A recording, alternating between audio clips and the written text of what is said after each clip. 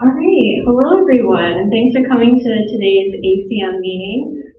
Again, continuing with the theme of what I'm calling O'Hara Week, we have how to ace an interview with Dr. O'Hara. So thank you so much for being here, and I'm really excited to hear all of your tips and experience about interviews. So we're gonna get to a few announcements, and then we will get into the talk. So first of all, if this is your first ACM meeting, I want to welcome you. I see a lot of familiar faces though, so welcome back. Always a pleasure to have you all. If this is your first, make sure to sign up to become a member. It's completely free. All that we ask is that you participate in our community. And this is especially exciting if you are a graduating senior, because if you meet our meeting requirement and become a full-fledged member, we will give you a stole to wear at graduation. If you're not, there's still something in it for you. You will get an ACM t-shirt and also an invite to the banquet event that we're having at the end of the spring semester. So to become a member, sign into 9 of our meetings or 8 of our meetings plus Rowdy Hacks. Rowdy Hacks counts as 2. But before you sign in, it's really important that you register as a member, or else none of your sign-ins will count. So if you're new, you can go to our website under the resources tab and go to the new member section, or you can just scan the QR code here. If you have any questions about that, feel free to stick around and talk to me after the meeting. And then we have a variety of platforms that we're on. Basically everything is ACM-W TSA. The most important to be in is our Discord server. So if you are not in our Discord server, I highly recommend just go to a web browser, type in discord.acmutsa.org, and then that will get you joined in. So all of our announcements, everything we post in there is resources or fun chats, things like that. We have some upcoming events. So this Friday, I know it's right before spring break, but if you're done with everything and you're still going to be around, we have a deep dive into Docker this Friday. So Docker is a container technology that's used in industry. So if you are looking to maybe see some different tools that you might not see in class, but could potentially help you in the field, I would highly recommend going to the Docker study groups on Friday, which is going to be from 1 to 3 p.m. We'll be in the Hidalgo room, which is just across the way, or we'll also be on Discord. So if you're going to be out of town already, feel free to join online, and we will accommodate you that way. And again, you guys are going to get tired of seeing it, but if you have not already signed up for Rowdy Hacks, go ahead and register for Rowdy Hacks. We already have a bunch of people registering, so make sure to scan this QR code or go to rowdyhacks.org and register today, because it's filling up pretty fast. If you don't know what Rowdy Hacks is, it's a 24-hour hackathon, which means you and your team of up to 4, you get 24 hours to create any technology project that you want. You can mold it to some of the challenges that we're gonna have. You can meet the partners that help put on this event, win prizes, free food all weekend, go to workshops, go to social events. It's gonna be a really good time. It's the first time in 2 years that it's in person. It's gonna be in the HEB Student Union ballrooms on campus, March 26th and 27th. So again, if you're not already registered for Rowdy Hacks, please make sure to sign up. Yeah. So I believe check-in is going to be around 11, if I'm correct. The check-in period will also be accompanied by a partnership fair, so that's basically your chance to go talk to companies as well. But we're aiming for late morning. Yeah, and also the website, at 9. Okay, early morning. So the website will also have more information. So if you go to rowdyhacks.org, we'll set up a schedule there. Right, and then we have a continuously updated opportunities calendar. So I highly, highly recommend that you scan this QR code and just save it away in your web browser, because we are constantly updating this with conferences, with scholarships, with research opportunities, with internships, with hackathons. So this is just a snapshot of kind of the rest of March, and a big update will be coming to this over spring break. The one thing that I want to point out is the Grace Hopper celebration. It is the largest event, to my knowledge, for women in tech, and so there's scholarships so that you can go to that conference for free. So I highly recommend you apply and get on that, because it takes references, so make sure to reach out to those references now. And then this is a new announcement. So we are looking for next year's officer team, and that means we are looking for all of you here. ACM does not happen without the organizers and without our community, and so I would love to see some of you in officer positions next year. We have a long list of positions to run for both ACM and ACM-W, and then some of our directors' positions even include Rowdy Hacks, Rowdy Creators, ICPC. So elections were going to be a month away, so you have plenty of time to decide what you want to do. Maybe come to an officer meeting or two. Those are on our calendar on our website. You are always welcome to check it out. And then get that experience before, registering to run and then actually running on April 6th. But you must register at elections.acmutsa.org in order to be considered by April 5th. If you have any questions, again, feel free to reach out, ask an officer in the Discord, come up to an officer during the meeting, or just join us at one of our meetings on Monday. And then with spring break coming up, again, I'll plug our YouTube channel. We have a bunch of topics that span every workshop that we've done in the past, I would say 1.5 to 2 years. And so if you're looking to pick up a new skill over spring break or learn something, this is a great resource. So our YouTube channel is just ACM-WTSA. All right, and then here's the sign-in for today's meeting. So this will count as one of your 9 towards that t-shirt, towards that graduation stole, towards an invite to our spring event.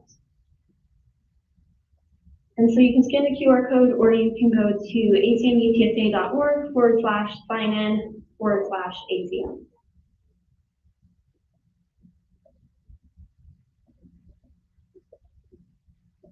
And if you don't catch it right now, feel free to come up to me at the end of the meeting and we will get you signed in.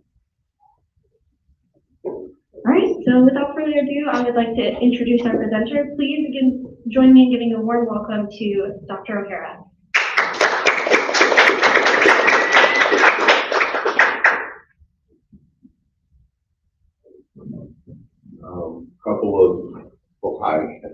A couple of comments before we get too far into this. First of all, I'm a huge advocate of ACM and Rowdy Hacks. These things are just an immense amount of fun, and if you haven't been to one, you definitely need to try it. You really do. Everyone's always timid, right? Like, what am I going to do? Is it going to be good? Whatever, just do it, right? It's one of those things. Just do it. They're phenomenal. All my classes, I give extra credit. I think most of us do. I'm not sure, but I certainly do.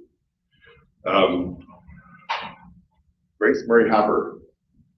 So you can either say, wow, she did great stuff, she invented COBOL. Well, she didn't really invent it, but you could also blame her for it. But here's my story about Grace Murray Hopper. So she's a retired admiral in the Navy. Okay? So very, very successful, brilliant lady. She recently passed away. Anyway, she used to carry with her about an 18-inch length of coat hanger wire. 18 inches. Anyone have any guess? Does anyone know why she carried that with her? It's sort of a strange thing to have in your back pocket, right? Like you should have a purse or whatever. Any ideas? Guesses? Okay. She's talking about the limits of computing.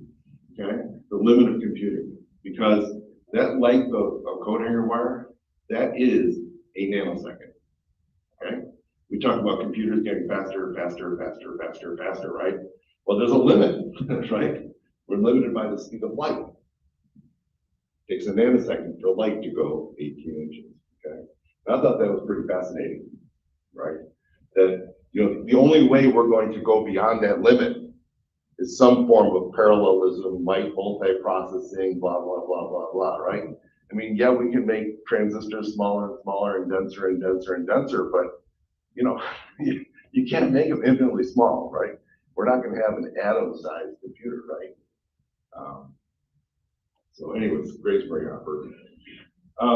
Huge advocate of that stuff. Now, today's presentation, I've got a couple topics that I want to cover. Okay, I've got a couple silly slides and no big deal. Okay, so this is sort of a.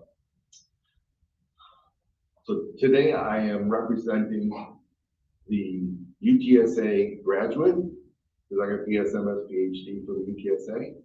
Not so much professor. Okay, so this today is not Professor O'Hara. Today it's Steve. Okay? All right, and we can be informal. Okay, today I'm Steve because I'm representing. You know the word alumnus. What does alumnus mean? Single, right? Alumni is plural. So I'm an alumnus of UTSA. I am not in plural. I'm not schizophrenic. It's just one of these. Okay. So I want to talk about resumes a little bit. I want to talk about 3 kinds of interviews a little bit, and then I want to drill into the non-technical interview. Okay, so that's kind of the order I'm going to follow. Okay, it's informal. Yep, informal. So the first thing is resumes. Okay, I've probably looked at somewhere around 10,000 resumes in my career, something in that order. I've hired a lot of people. I've not hired a lot of people. I've looked at a ton of resumes, okay? So let me tell you what I look for when I look at a resume. Okay? I'm not talking about mine, I'm talking about yours, okay? So here's things I look for. Number 1, I look for your academic credentials, okay? If you have a GPA, these are all opinions, okay? If you have 10 people, you're gonna get 10 different opinions, okay? You're looking at one opinion. Okay? If you have a GPA 3.0 or greater as undergraduate, you should list it. If it's 2.99, don't list it, okay? Opinion. You do what you wanna do. The resume is a reflection of you, okay? I look for participation in ACM and IEEE. That other thing. I want to talk about that one. But I look for that. It's important. Why? ACM gets you membership in the Communications of the ACM, which is absolutely the premier journal in computing. If you read CACM on a regular basis, you'll be exposed to a lot of cool ideas, a lot of novel ideas. And it tells me that you care, that you're not stuck in your trench, right? You're not committed, like I do Node.js and nothing else. No. If you do communications with the ACM, that tells me that you want to grow. And that's the kind of person I want to hire, right? Because all your knowledge of Node.js in 10 years is going to be obsolete, right? I don't care what you know today, 10 years is going to be obsolete, right? I know a lot of obsolete things. I've been doing this for a long time. So from an academic perspective, talk about grades. Mention classes a little bit, but don't tell me about, you know, I don't know, philosophy. I don't know, no offense to any philosophy majors, but don't put stuff like that in there, right? Keep it fairly brief, right? But what's really important here is you've got to find some work experience, okay? Most of you probably don't have or have not had real jobs, okay? Maybe half have not, okay? So now I'm talking to half that have not. Okay? If you have not had a real job, okay? There are a couple things that you can do. Number one, you just heard about from Janelle, rowdy hacks, okay? If you do rowdy hacks, that gives you instant and immediate fodder to put into a resume. Hey, I built out a cool whatever. You need to get something like that in there, okay?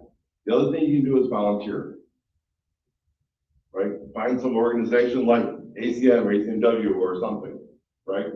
Volunteer. These things look like and have the feel of a JOB, even if you don't have that JOB. And obviously internships, right? Obviously when you're, what's it, junior year, most people get interviews, I don't know. But roughly at that time, you should absolutely, positively, definitely work towards getting yourself into an internship.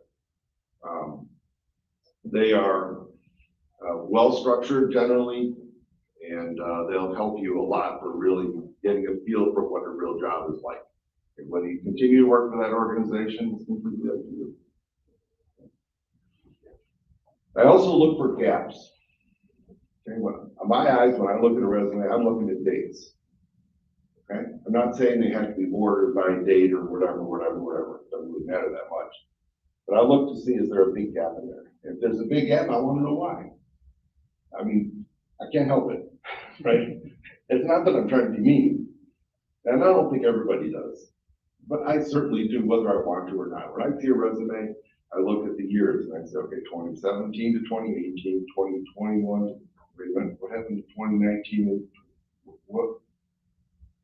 I want to know. I mean, I just want to know. So try not to have a gap, okay? If you, let's say you worked until January of 2019, and then December of 2020 and onwards, well, leave out the months.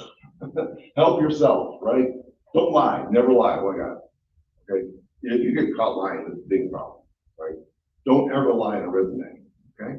But leaving off the month, it's not a little high. I worked till 2019, maybe it was January 2nd, but I worked till 2019, you know. So, you know, watch out for gaps, okay? If you did something like, well, I was trying to invent the next great video game, okay? On my own time, unfunded, you know, living in my mom's basement, whatever. That's cool. That's actually a good thing. Okay, it doesn't matter if it succeeded. It doesn't matter if it sold 1 million of them or, you know, whatever, it doesn't matter. But kind of fill in those gaps. Okay, make sure you don't leave gaps. Okay? Don't do a 5-page resume. I actually do this wrong. My resume is actually 2 pages, but it's because I'm old. That's my excuse. And I have I'm obsessive. I have a 50-page resume as well, believe it or not. I really do. I have 1 page for every job I've ever had, every project I've worked on, blah, blah, blah. I've got a whole bunch of 1-pagers to supplement the main resume. And my resume is online, they can click on it and see, you know, type or link to whatever. But that's just me, I'm obsessive, I do it wrong. Okay, it really should fit in 1 page. Resume, what's the purpose of a resume? The purpose of a resume is to stand out, right? Okay, don't put in there, I know how to do pivot tables in Excel. Don't, please don't, okay? That's just horrible, right? Don't put down that you know Microsoft Word. It doesn't work, okay? Stick to real stuff. If you're gonna put down that you know C#, please make sure you know more than just hello world, okay? You don't have to be an expert, okay? You don't have to be an expert, but you have to have at least some experience and some knowledge of these things to put it in there, okay? I personally think it's a good idea to put some, at the bottom of my resume, I put down some fun things that I do, okay? I put down that I play pool. I was just checking out this remote here, and the best one in that bar was a girl. Yay! There were 5 guys and a girl. The girl was so much better than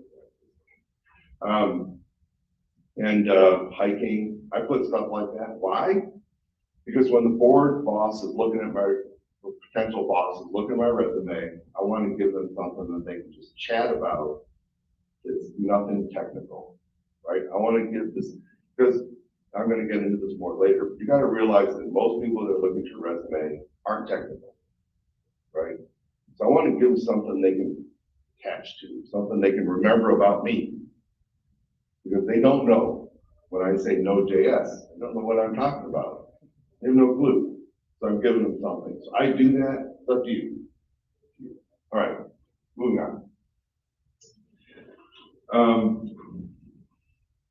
Well, let me say one more thing. Don't put any typos in there, oh my God. If you're not a native speaker of English, get a native speaker of English to review your resume. I've seen so many resumes, and again, maybe it's just me, but it drives me nuts when I see poor English in a resume. It's not fair. I mean, if English is your second language, that's awesome that you do as well as you do in English. But for a resume, I'm sorry, but it really has to be perfect, dead nut perfect. Okay? Not trying to offend anybody here. I'm just telling you that's how I react when I see it. For better or for worse, whether it's legitimate or not, this is when I react. Okay? Okay with resume? Going on? Oh yeah. I know UTSA also has a resume, like a VMOC, like the research VMOC, where it has an automated check for your resume. So Can't hurt. Can't hurt. Yeah. And also, what's your take on cover letters as well? So some people want to have a resume. Let's say you're applying for 2 different jobs. You might want to be a manager, you might want to go in sales, you might want to be a talent or whatever, right? I just have one resume. But I always do a cover letter. The cover letter is always short. And it always says, here's what I'm really looking for. And here's why I want to work for you. So the cover letter, let's say it's HEB. Okay? My resume doesn't say anything about HEB. But my cover letter does. It says, hey, I love to work for HEB. I think it's a great company. They've got great tech stuff, whatever, make something up. I don't know. You have to do a little research, right? But it should be brief. And it should mention the company. It should tell why you want to work for them. So always do a resume.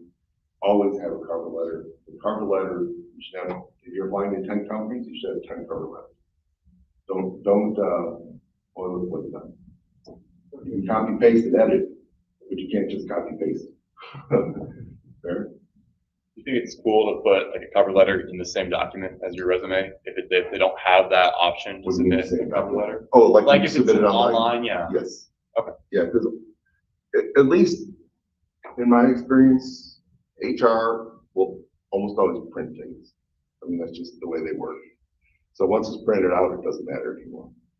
They'll separate them apart. You cannot depend on the cover letter finding its way to the people that interviewed them. The cover letter oftentimes will stop at HR. So, just the way it goes. Okay, so there's 3 kinds of interviews that I want to talk about. Okay, I don't know if anybody saw that I did the technical one. I've got 2 slides on it here, just a brief summary. Something. No, I'm not running. Okay. The technical interview is one where you're asked a question. Hey, write something on the board in Java or whatever. Okay. There's also the HR interview and the non-technical interview. I want to talk about the HR interview for a second. Okay. HR interview, you can only lose. Okay. You cannot win in an HR interview. HR does not hire you, but they can force you not to be hired. Okay. Don't be throwing information out there to HR if you don't have to. Okay? Don't say things like, yeah, I left my last job because. Just zip it, okay? HR is danger zone, okay? Danger zone, okay? You don't want to get them think bad things about you, but you don't want to give them any information. Okay, limit. Answer their questions, okay, mostly. Okay, they're going to ask you how much money you need to accept this work. What's your minimum salary requirement? Oh, I hate this question. Okay, has anyone gotten this before? I get it all the time. What's your minimum salary requirement? There's a lot of good answers. That's a good one, right? Yeah. Right. well, they've asked me like applications, like, oh, what's your what would you want like to be paid? Right. I think, I don't know. Right, so here's what I did, right? So there's been a few times where there's been an online application where I've absolutely positively been forced to put something in there, and I had to put down $1. Okay, I never got in trouble. I tried to put 0, they wouldn't let me, I put $1. But you don't want to answer these kinds of questions. Do anything and everything you can to hedge. Okay, I'm not at that point worse. Okay, but really what the answer I usually give is it depends on a whole variety of factors. Number one, the most important thing to me is I want to enjoy my job. That's it. I mean, that's number one. There's no 2, 3, 4, 5, okay? Number 6 is I want to know something about what benefits, what kind of compensation package do I have, blah, blah, blah, blah, blah. Am I going to be working weekends and nights? And, you know, there's a whole basket full of other things that you can introduce to avoid having to answer the question, which is your goal, right? You don't want to answer that question. Oh my God, because it cannot help you. Okay? You cannot be helped by that. It can only hurt you. You can only say a number too low and then you're screwed, or say a number and you're screwed. Right? If it's too small, you're screwed. If it's too big, you're screwed. Like you can't win. So hedge, they may eventually nail you down, say, okay, my previous job I got paid. That's the way if I get nailed to the wall, that's what I do. Okay, my last job I got paid $75 a year. I don't know, whatever. You know, it seems like it sometimes, doesn't it? But anyways, you know, really try hard. Okay, so HR is a filter. Okay, they're filtering the candidates. Okay? They're trying to see if you have any lies in your resume. Okay, they're looking to see if they can find out. They're the people that are going to do the background check on you. Most of them do, in my experience. Is that me doing feedback and people to that? Most of them do a background check at some point, not all. Well, that's outside. Construction outside. Oh, they'll do a background check. They're going to be validating what they can in terms of looking for, maybe they can find out, they're going to look at your LinkedIn or YouTube, not YouTube, Face, what's that thing called? Facebook and Instagram. They're the deliberate things. Oh, yeah. I don't do that thing anymore. I don't do social media. I used to, but I just waste of time. It's all gossip anyway. Anyways, they're going to check that stuff out. Okay, you can only get hurt. Okay, you're not going to get a job by them looking at your GitHub account and saying, "Wow, this guy's so awesome." You know, HR is not going to do that. Okay, so be careful with HR. That's my point. Be careful. Okay, don't volunteer stuff. Answer their questions. Maybe roundabout, you know, but just be aware that use caution with HR. You will get an HR interview. 30 minutes to English, generally on the phone. It'll be before you get to the next step. Okay? That 30-minute first interview, your whole goal is to make it to the next interview. Okay? Your whole goal. You're not trying to impress them. All right. I want to just do a quick thing on the technical interview.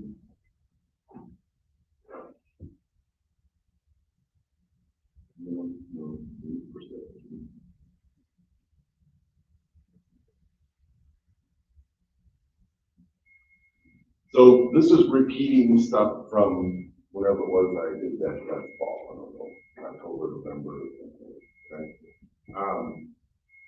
And this is really just the Google interview. Everyone is different. But who's had a technical interview? Were they hard? They should be. They should be hard, right? Yeah, I mean, they're going to ask you some questions that you may or may not know the answer, but that's okay. You can survive not knowing the correct answer, right? But you know, here's what I want you to remember. The person that's interviewing you in the technical interview, they know the answer. They're smart, right? They're just waiting to jump in and help you. They want to show you how smart they are, right? They do. I mean, this is I mean, I've been there, right? Been there, done that, right? They want to demonstrate to you that they know what the answers are. They want you to get the answer. Because they already got it. So they're smart, right? So work with them. Okay, don't say, I don't know what's the answer. No, don't do that, right? Say, hey, I was thinking, I could either use a linked list or I could use a hash map. I'm kind of wondering if the hash map is going to be slower to build but faster. What do you think? Do you think a hash map? Do you think a hash map would work better? Ask them, right? Try to engage them. You'll find in general that they want to be engaged. Okay? They don't want to just sit there and okay, you write on the board and I'll come back in 45 minutes and see if it's right. No, they want to guide you, right? So let them help you, encourage them to help you, find a way to engage them. Okay?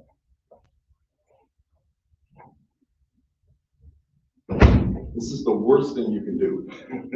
When you're doing a technical interview, the worst thing you can do is just go to the board and solve it.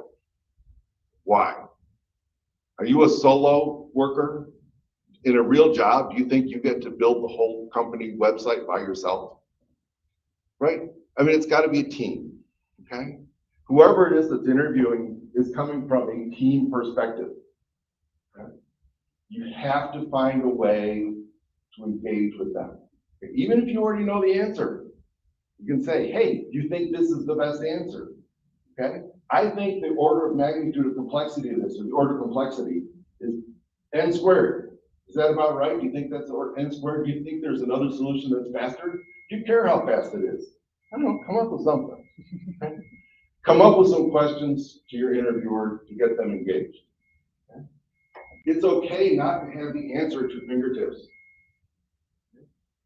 It's okay to work towards an answer.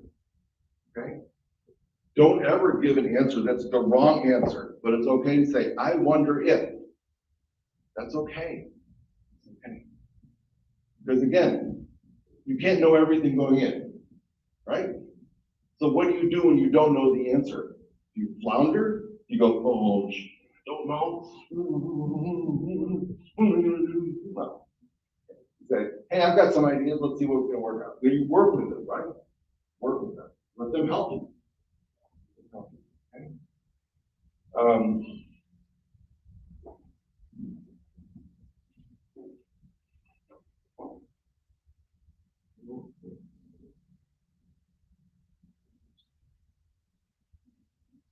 I'm going to skip this. This is a sort of a classic Google question. The one thing I'm going to say is that there's 3 parts to it. There's 4 parts, I guess, but there's a sort of a hello, how are you doing, where are you from? But then there's 3 parts of the actual interview. There's a quick and dirty that we expect you to get the right answer to, just to warm things up, just to get the flow established. Then there's a hard question. The hard question should take a half hour or more. And then if you really knock it out of the park, we always have an extra, hey, here's an add-on question just in case. In my experience, nobody ever made it to number 3, ever. And I did dozens of interviews when I was at Google. I mean, I interviewed dozens of people when I was at Google. Yeah. We got a question in the chat. Yeah. Should you ask in an HR interview when you can expect to hear back and then follow up on that date? Yes, you should, in my opinion. But I would do that at the end of the day. I would not do that at the beginning of the day. You're likely to already have a good idea for that by the end of the day. Like, oh man, I really bombed that one, or I aced it, right? So yes, usually you start with HR, do your loop of people, come back to HR again. So at the end of the day, it's a good question. The end of the day is when I would ask that kind of thing. I don't like sending follow-up to the people that I interviewed from the technical or business, whatever people. I only interact with HR after the fact. I do get emails from people that I've interviewed, and I'm annoyed. Okay, my reaction, like, okay, I interviewed you, we're done. Why are you sending me an email? Right? It's annoying to me. So these are all opinions, right? Everything I say today is an opinion, right? But I don't like it when I get the technical. If I'm doing a technical interview, I don't want to get an email. Okay, so I only send follow-up feedback to HR. Good question. Okay.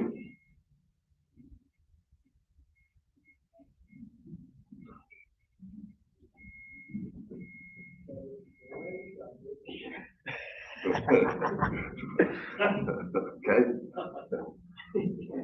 So I've done a lot of these things, right? I mean, I've been on both sides of the desk, right? I've been interviewer and interviewee, okay? When you are being interviewed, they're going like, and I'm thinking, let's see, should I get the Corvette Z06 or the Z07? You know, you're out there telling, oh yeah, I'm a whiz and Node and React and Docker, and they're going, yeah, I think the Z07 is probably the right one to be. And, you know, they got a lot of stuff in their mind, right? Interviewing you is not one of them. Not many people want to, hey, can I interview people today? Who does that? Nobody.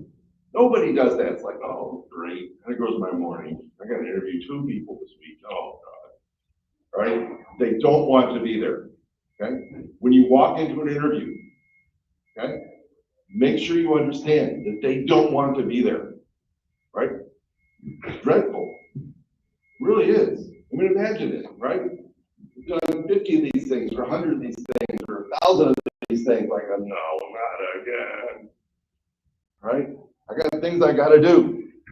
I've got to submit an expense report or I won't get paid, and I got to, you know, my daughter's birthday is coming up and I got to, everything is on their mind, but interviewing you? No, it's not on their mind, okay? Now this is different than the technical interview, okay? I'm talking about non-technical interviews. And there's no, you won't get them confused, okay? Don't think it's hard to tell them apart. The technical one, they walk in, here, they put a whiteboard and they hand you a marker and say, okay, right? That's a pretty good hint. Okay.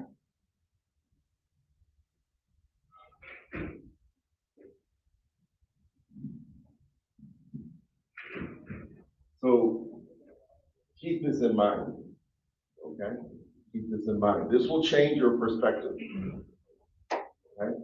This will change your perspective when you're going into an interview. What can you do about it?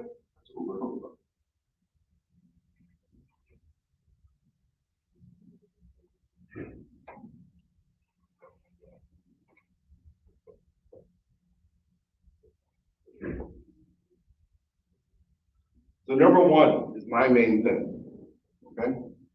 So for example, when I went out to interview at Google, I wasn't really nervous. The question was for me, do I want to work for them? Are they good enough for me, right? That's the way I look at it, right? How many jobs out there are in computer science these days? Few or a ton? A ton, right? So what? You don't get the job at HEB. Yeah, it would have been nice. So what? Right? You go to USAA, you go to SWBC, I mean, there's all sorts of places in town you can work, right? No shortage. And if there's nothing in San Antonio, they're all over the place, right? You got all sorts of opportunities. Don't think, oh, I gotta get this job. I'm so nervous if I don't get this job. Ah, screw that, right? Don't worry about it. Think of it as you're trying to decide of all the available companies, which is the best. And I'm serious, this is really what I do, okay? I think of it as me interviewing them. I really do, right? When I want to work with this clown for 5 years, that's the way I think of it, 5 years, right? It's a big commitment. Your commitment is big. Their commitment, not so much, because you're replaceable. I'm sorry, even if you're a wizard and everything, you're still replaceable. We're all replaceable. We're all commodities in some sense, right? But you're only going to have one job. They're going to hire a whole bunch of people. Okay? You care more than they do. You're one of many. They're just one for you, right? So it's a big deal. So I literally do that. Okay? If you're nervous in an interview, it's going to hurt you. Okay? And you can't just say, oh, don't be nervous. No, that doesn't work, right? You have to have a real reason for saying, I am not nervous. I am not nervous because I want to know if you're good enough for a company for me to work for. Am I willing to invest the next 5 years of my life working with you, for you? That's a big question, right? You don't want to just willy-nilly that question. You don't want them to decide whether you should work for them for 5 years, do you?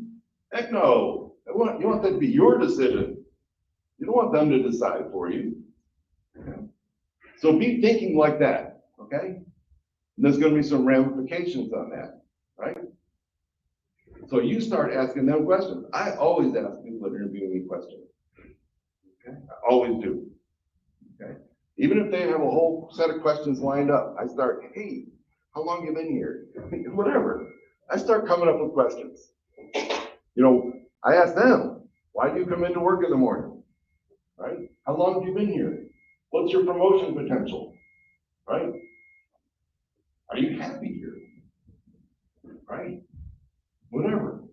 Come up with questions. Flip the table. Table? Table. Flip the table.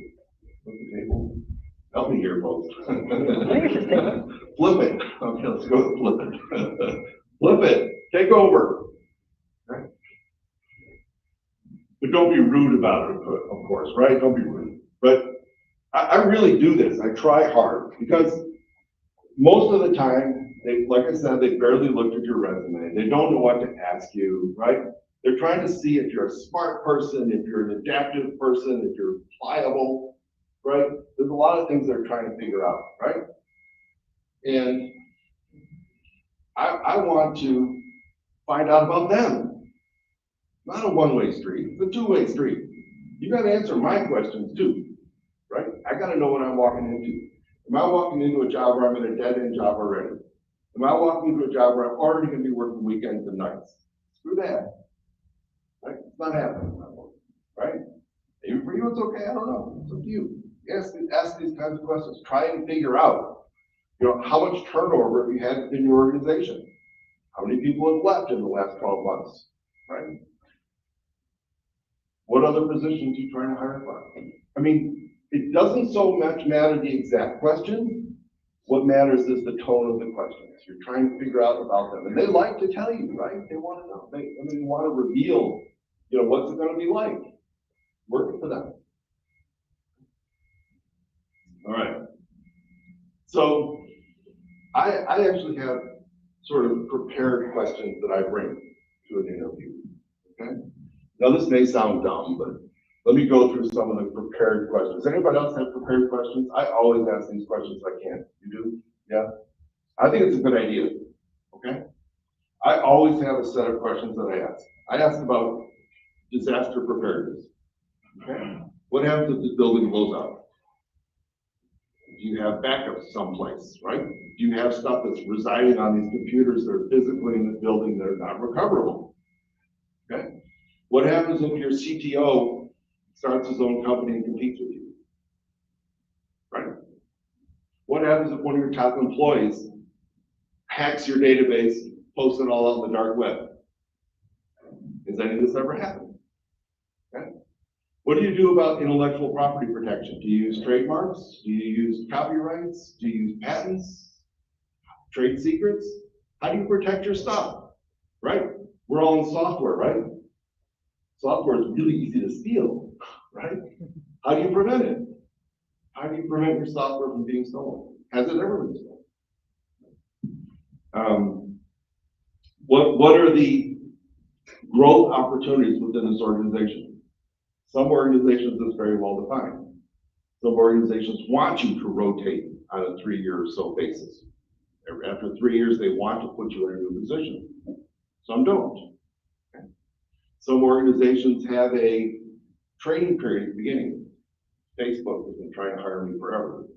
It's not happening. But they start off everybody with a 6 or 7 week indoctrination almost. Right? Where you go around, you work within several different groups, and they teach you the Facebook or the Hedge, how of doing things. But be prepared with these kinds of questions. Have a set of questions ready. You don't have to have a piece of paper, you don't have to write them on your hand or anything like that, right? But always be ready with a fixed set of questions. And don't just walk in there and say, well, I don't know anything about these guys. Let's find out if they're a good company. You know, be ready. Okay, it helps a lot. And again, it doesn't matter so much the questions. And here's the bottom line on that. They're going to rate you. And everybody gets judged, right? You're going to get a 1 to 5 or who knows what. They're going to put you on some kind of a scale. Hey, they did well in the term, right? Everybody's going to get judged. If they're the ones answering the questions, you're going to get a good grade, right? Because hey, like every answer given was great, even though they gave it, right? So it limits the opportunity for you to get a low grade. Okay? Plus, it shows good communication skills. Every job, again, unless you're the individual doing the whole company by yourself, you're going to have to communicate, right? And start right off the bat. Work with them, talk to them. Right? This last one is kind of a trick. I've never really focused on that myself. I have seen people do a superb job with this. I really try in an interview. You'll typically interview with 4 people in a day, maybe 5, but you'll also typically have a lunch thing with maybe 3. So and then HR, you might meet probably 8 to 10 people in the course of the day. Okay? Try really hard to remember their names. Okay? You'd be surprised how much it helps. That, hey, Bob Dunkel, who's in any of my classes? Okay. Inside joke. Okay. Inside joke. But remember their name because it really helps. You'd be surprised. You really would be surprised. You don't have to remember so much like what they do or their stories, blah, blah, blah, whatever. And there's tricks people use, right? They make associations, right? Every name, you can think of something silly that, I don't know, comes up. And you don't have to say it out loud, obviously, right? But it really helps. You'd be surprised. And especially, is that him? Yeah. Okay. You asked about non-compete clauses or ownership of work and so on. Yes, I do. I have a sort of a little company on the side myself. An LLC, it's registered in the state of Texas, and I want to make sure that they're cool. Like UTSA is cool with it. I make sure that they're cool with stuff like that. Non-compete clauses are nasty. Y'all know what these are. Most jobs when you leave an organization, not all of them, most jobs, if you leave an organization, they don't want you to work for a competing company for a year. Okay? So let's say you leave USAA, you may be prohibited from working for whoever else with financials, SWBC for a year or something like that. You wouldn't know compete clauses. They're pretty common. I like to ask about them as well. Good question. I would not ask, like, hey, is it okay if I work at the 7-Eleven in the evenings, right? Or stop certain day. No, I wouldn't ask that. But yeah, those are good questions. Those might be better directed at the HR folks than the boss types. And then someone who asked if we're going to be sharing the PowerPoint. Sure. Well, it's already in the Discord. But the PowerPoint is really just a guide. It's really not a whole lot of information. All right. Have some fun. I have a quick question. Yeah. When it comes to like trying to do things like remember names and have questions written, would it be like not proper to have like a little notepad? It would not be proper to do that during an interview. You will have, very often they'll give you enough time, hey, you gotta go to the restroom, we're gonna get you a water. Yeah. Don't be obvious about it. I would not do it while they're talking. I've done it like in a technical interview on what Zoom or something, we talk to the side, breaking down the issue. Sure, yeah, but I wouldn't do it in front of them. But you can ask them for a business card too. That's another way to do it. Oh, yeah. They might not want to though, because then they'll be afraid you're gonna call them. They don't want to be called, and they don't want to get an email, so don't push that. Okay? Or if you do it, say, can I have your business card? I promise I won't say you. They like that, right? All right, I've got 5 questions here. Okay, does anybody want to try to answer number 1, or you want me to do it? Anyone want to give it a go? Raise your hand if you do want to give it a go. Okay, give it a go. Well, I feel like I have a bit of an advantage. What, you already know my answer? Well, the one that I go to for number 1 is that I work too hard. I'm too dedicated to my work. Sometimes I don't know when to quit. Excellent, excellent, yeah. I try to get a real weakness, so I'll get like how I've improved it over time and how I deal with it and manage it. Okay, well, so I actually wouldn't do that. I would not give a real weakness no matter what. Who here, I don't know, y'all think it's okay to give a weakness and say how you improved it, fixed it? I don't know, it's debatable. It's debatable, right? Yeah, I wouldn't do that. I'm not trying to be offensive, right? So I would say maybe weaknesses like relating to job functions and not like personal, like only weaknesses, like I'm not. The job weaknesses are the thing you want to avoid like the plague. Right? So, like You know what? I don't write enough comments in my code. Like, oh my God, don't do it. I have a limp, okay? That's my biggest weakness. I have trouble with draw shots in my pool game. I don't know anything but them. Don't tell me.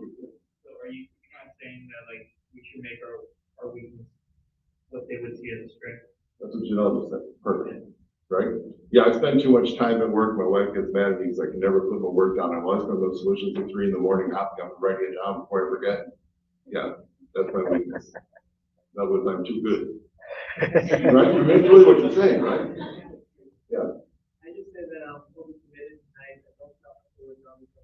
Yeah, right. Exactly. This is the way to deal with it. I was just thinking, when you say I write to a little code, that would be, I'm too detailed whenever I write my code. Careful. Careful? Yeah, be careful.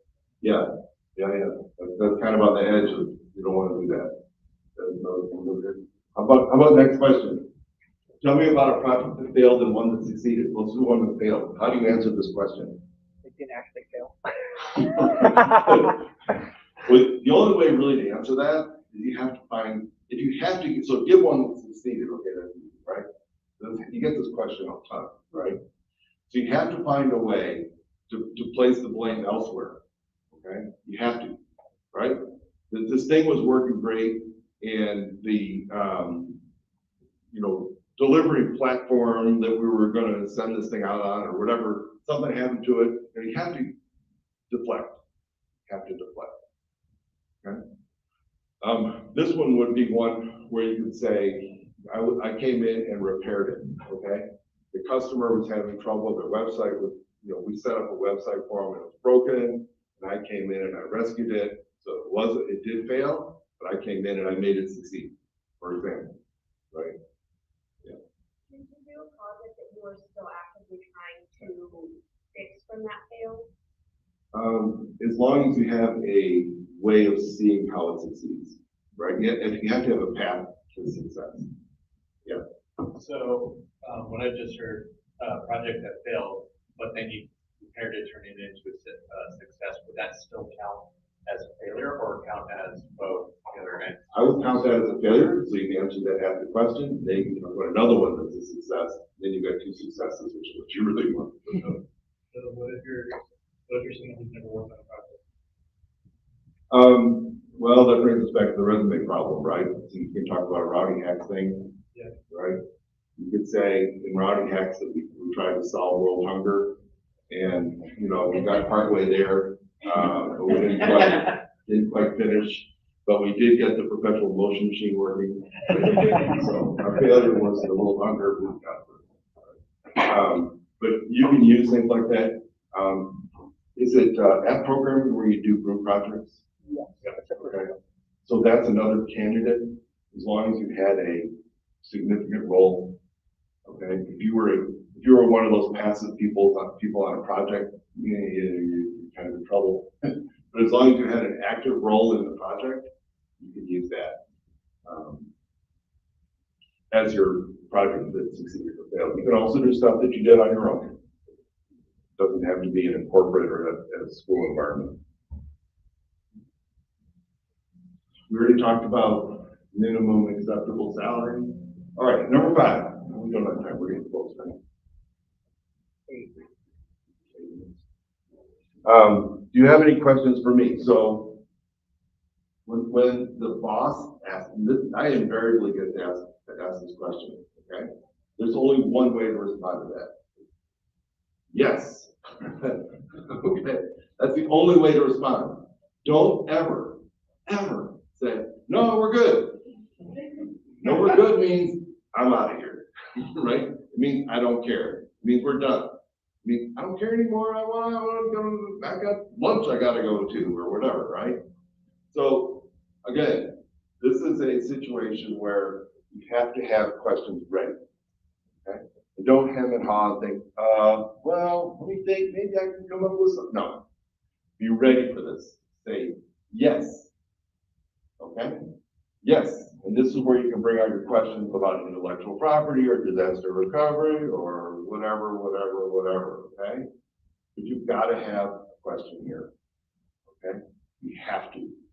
I almost always get asked this question, right? I'm not the one that gets that, right? You've all been interviewed sometimes, right? They always ask that question again. The answer is always yes. You don't have to have 12 questions. You got to have at least one. One is enough. Yeah. Well, is it a good idea to ask HR about what a company dealt with the pandemic? We're ahead of you. Seems okay. Okay. Seems okay.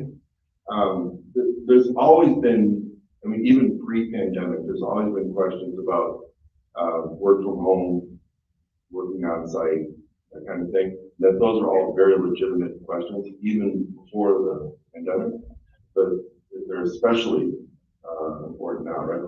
Google, for example, is finally going back to their offices after 2 years of sleeping at home, pretending to work. There's always, from the manager perspective, it's always a complicated issue, right? And when I was at Dell, worst job ever. When I was at Dell, they were starting to have 2 shifts a day because there wasn't enough office space and they didn't want to build out new offices. So we had some people come in 5 to 12, and then 12 to 7. But you have to literally share your desk with somebody else. That sucks. It sucks, right? And they had, what do they call them?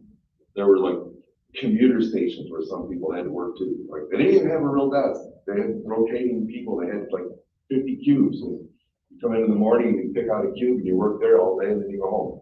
This is awful stuff. So it's perfectly legitimate to find out what they have. They all have rules.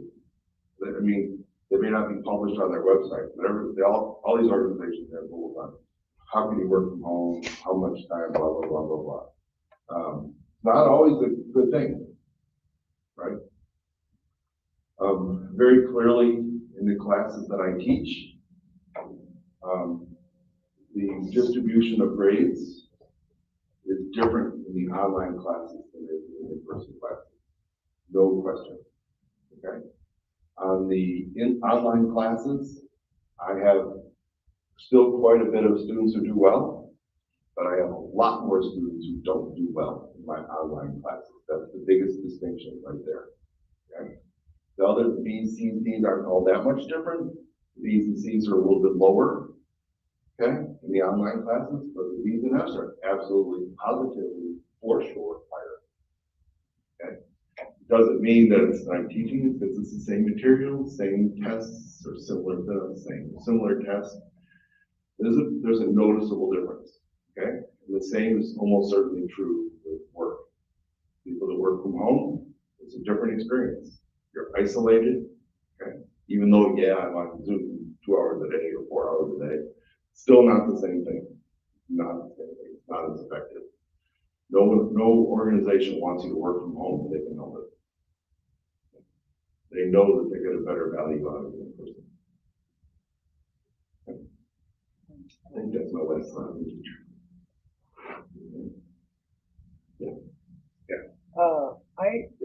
I got a question recently that kind of threw me off.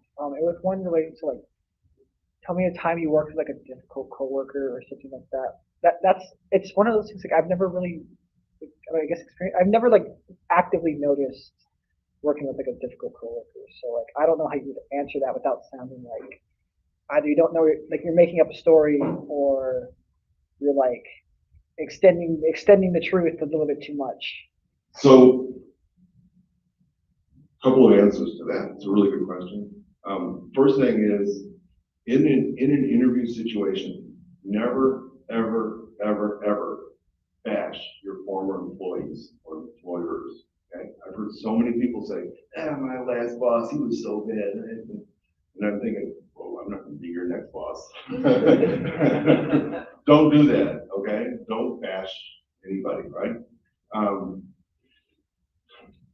And I would say the same thing for that. I would turn something into a positive. I would say, hey, we hired this really brilliant guy, gal, and he or she kept coming up with these really cool ideas, but they weren't on track with what we needed to do.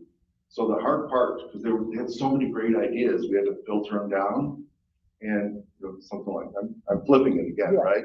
Turning the negative into a value. You said, tell me about a problem. Well, this person had a problem. They were too good, right?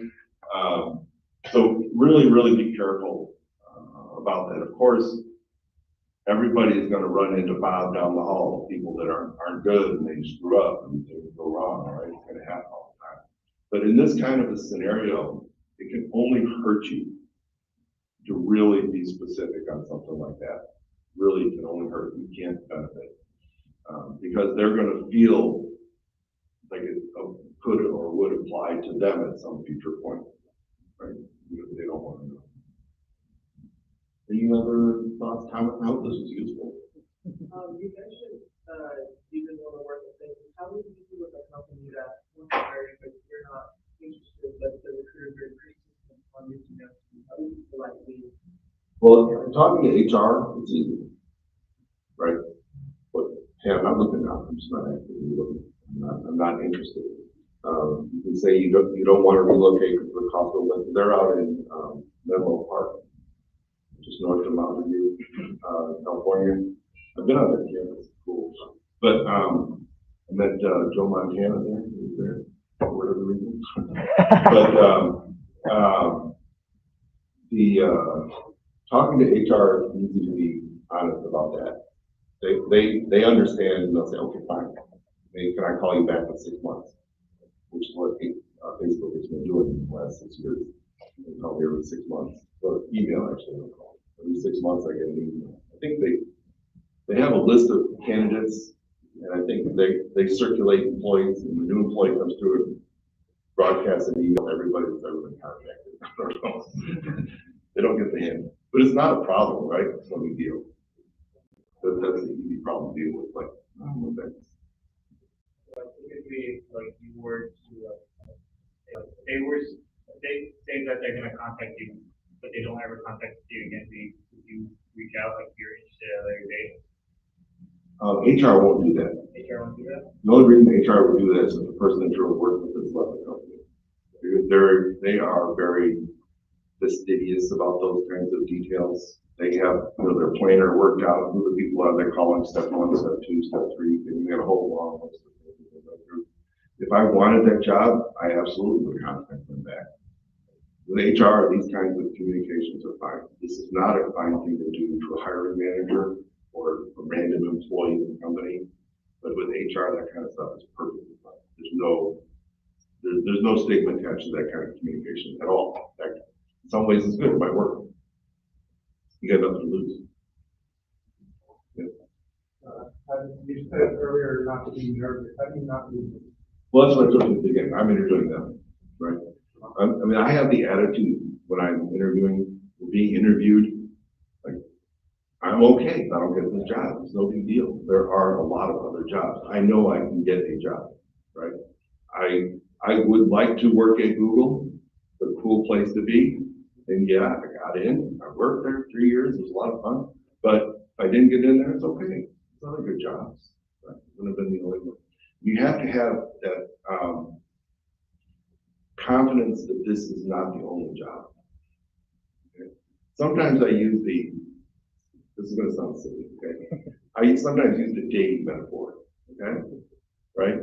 If you're gonna look for, I mean, I haven't dated for 45 years, right? 42. But anyways, you know, I don't have to, I think sometimes it's almost like a dating thing, right? It's not the only, for me, it will be the only girl in the world, right? There are others out there that are gonna be fantastic as well, right? That's the way. Sometimes I extend that metaphor a little bit. The HR, so hiring boss is like the mother. Those are the ones you really got to make a good rapport with, right? That's who you're going to be working with. They're the ones that care. And the HR is like the dad. All they do is veto. That's all they can do, right? Because they can only veto. You're not going to work with them. They're not useful. They're superfluous. I'm the one that does all the work. I don't know. That's a silly metaphor. I sometimes think that in my own head. But even when I was younger, I don't know why, but I learned not to be nervous in those kinds of things because I don't think of it as I've got to get this or else. No, if I get it, I get it. You have to have that relax. It's very hard to do. You can't force yourself to do it, right? Don't think about strawberry shortcake. Don't think about strawberry shortcake, right? You can't do it now. Yeah. Have you ever applied for a job, like, and later date, like, they ever, like, offer you, like, interview and you have later date, you kind of realize, like, oh, I'm not qualified for this. So everybody has what they call imposter syndrome. You've heard this term, right? Imposter syndrome. You know, that's like, you know, you can't know everything when you walk in the door, but you want to know everything when you walk in the door. Everybody around you knows everything when you walk in the door. It's like, how do they know all this stuff? Look at there. You know, just work on it. It's a very common thing. Pretty much everybody does it, right? At some point. Anytime you start a new job, am I really qualified? Am I really going to do well in this job? Right? It's hard to get over that. There's no magic. Yeah. What do you think about thank you emails? So I don't do thank you emails to technical or bosses. I only do a thank you back to HR. Okay. And the thank you back to HR will ask the question like, you know, when can I expect to hear, that kind of thing. You can't ask, hey, how did I do? You'd love to know, but you can't ask. It just doesn't work. Any other questions? Hope this was helpful. I mean, I've done a lot of this stuff, right? I'm just really giving my personal perspective, my opinions, right? It is a turning point for a lot of people, right? It's a big deal. But once you've done a few, you know, it gets easier and easier and easier. You know, just remember there's a couple of chances I think it'll help you get through it. Anyways, thanks folks. Thank you.